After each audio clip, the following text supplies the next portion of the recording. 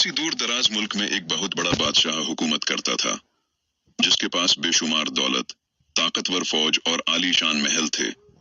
उसका नाम सुनते ही लोग खौफ से कांप जाते थे, मगर उसके दिल में रहम और आजिज़ी बाकी ना रही थी। वो अपनी ताकत पर इस कदर मगरूर हो चुका था कि खुदा को भूल बैठा था। वो खुद को सबसे बड़ा समझने लगा था और ये ख्याल करता था कि जो कुछ उसके पास है वो सब उसकी अपनी अक्ल और कुव्वत का नतीजा है। उसकी जबान से अक्सर तकब्बुर भरी बातें निकलती थीं, जिन्हें दरबारी खुशामद में सच मान लेते थे। बादशाह के दरबार में सच बोलने की किसी को इजाजत न थी। जो शख्स जरा सी भी नसीहत करता या इंसाफ की बात कहता, उस पर जुल्म किया जाता। गरीब और मजलूम लोग फरियाद लेकर आते, मगर बादशाह उन्हें हकारत से देखता।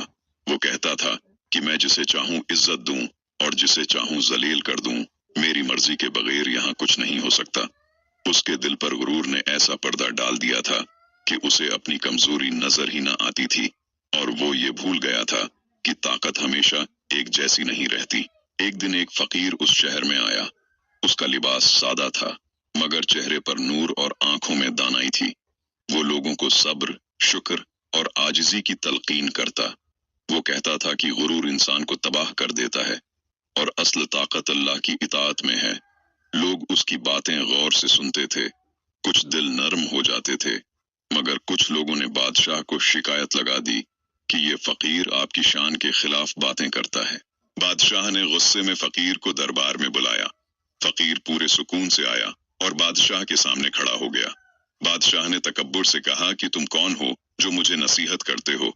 फकीर ने नरमी से जवाब दिया कि मैं अल्लाह का एक आजिज बंदा हूँ और तुम्हें गुरूर से बचाने आया हूँ। जब फकीर ने कहा कि ताकत हमेशा नहीं रहती, तो बादशाह को सख्त गुस्सा आया और उसने हुक्म दिया कि फकीर को कैद खाने में डाल दिया जाए। फकीर के कैद होने के कुछ ही दिन बाद सल्तनत में मुसीबतें आने लगीं।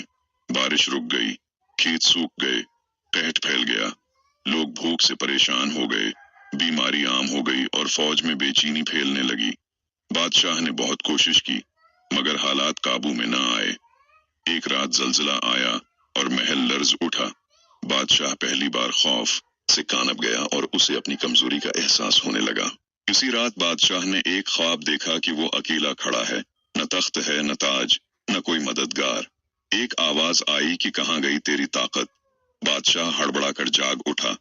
उसके दिल में नदामत पैदा हुई। अगले दिन उसने फकीर को कैद से बुलवा लिया। बादशाह की आंखों में आंसू थे और उसने फकीर से कहा कि मैंने गुरूर किया, अब मुझे रास्ता दिखाओ। फकीर ने कहा कि सच्ची तौबा करो, जुल्म छोड़ दो और आजिज़ी अख्तियार करो। बादशाह तख्त से उतर आया। उसने मजलूमों से मुआफी मांगी और इंसाफ का वादा किया। आहिस्ता आहिस्ता हालात बदलने लगे। बारिश हुई, खेत हरे हो गए और अमन लौट आया। बादशाह ने सीख लिया कि गुरूर इंसान को गिरा देता है और आजिज़ी उसे बुलंदी अता करती है।